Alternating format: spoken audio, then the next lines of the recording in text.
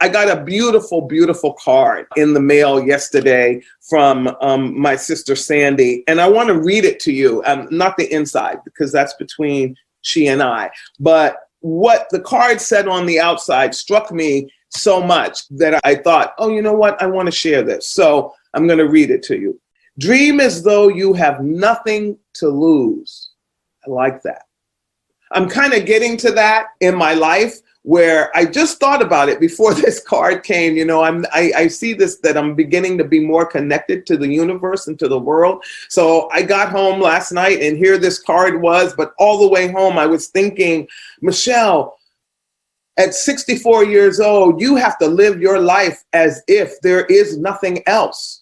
And you have to dream bigger and allow yourself to go into spaces that you've never gone before. And so dream as though you have nothing to lose, because you don't have anything to lose, not even your life. Your life is not a loss when you move on and when you pass away. It's only a loss if you didn't live it to your fullest and that you didn't love anybody and nobody loved you, then it's a loss. But when you've lived your life where you love people and you've grown and you move constantly into this bigger space of humanity and seeing people as they are and not as stereotypes and all this gobbledygook, but dream as though you have nothing to lose. Life is a sacred journey, followers, and pass it on.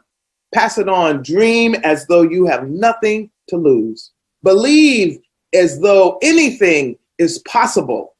I've always lived that because I know anything is possible. Many of you have only known me in the last 24 years I've either been here at ASEB or the last 35 years that I've been in the state of California. But there was a whole life that Micheal Pope lived prior to that. Some of it wasn't good. Some of it was life-threatening. Some of it was detrimental to my soul. But it was because I had learned to see myself through the lens of a world that didn't understand me, that hated me, and I didn't understand why. Growing up in the 50s and 60s, beginning with segregation and then no segregation and then no Crayola crayons and no dolls that look like me, I learned to hate the very thing that has made me feel wonderful in my grown-up years. I hated my nose, I hated my hair, I hated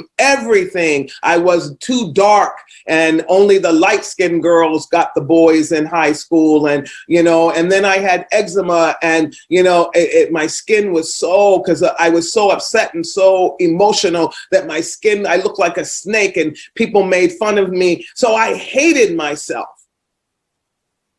And I couldn't believe that there would be another day that I would ever look at myself in the mirror and say, wow, you're pretty darn cute. But I'm here. And it's because you have to believe as though anything is possible.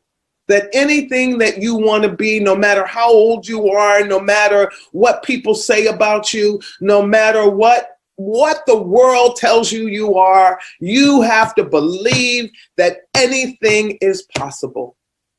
So that is wonderful. And it's love as though you know your heart knows no bound. Love as though your heart knows no bounds. So that means giving love radically, giving love even sometimes when it hurts, giving love and not letting go even when people hurt you, and that you don't turn away from love and become a person that doesn't know how to love anymore, or that you're vengeful and you want to go at people and all you do is hear the negative in everything that people say, and then you spew out, I actually call it vomit out, the worst decaying words of the soul that you can possibly find when you don't know love. And a lot of us are dancing through love because we think we understand love. But I have learned in my lifetime from the people that really, truly love me, that love is unconditional. Love accepts you and doesn't use your faults to sneak around the corner, then to stab you in the back because you made a mistake in love. Love, man.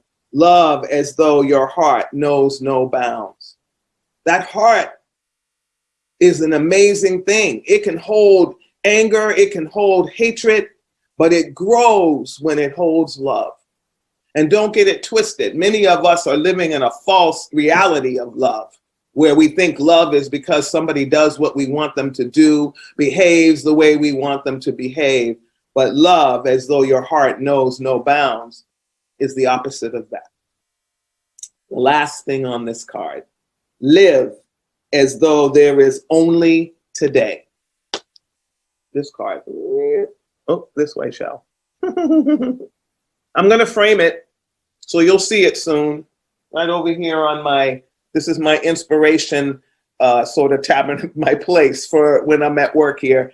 Thank you, Sandy. This is an amazing card, not only for the words that you wrote to me as a friend on the inside, but also for the very motivating comments on the outside. So I pondered this card. Maybe that's what got me up at 3 a.m. this morning, but that is amazing. And so I love those ponderings. And thank you for the Starbucks card. I will use it.